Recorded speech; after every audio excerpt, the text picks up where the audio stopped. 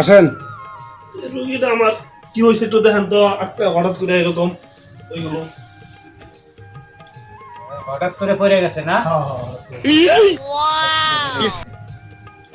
চিকিৎসা করুন যা।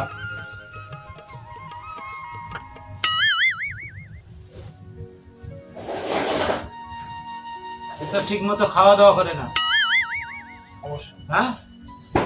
কদিন ধরে খায় না? 3-4 দিন ধরে মনে হয় খায় না। 3-4 দিন ধরে খায় না, তো এই জন্য সমস্যা হয়ে গেছে।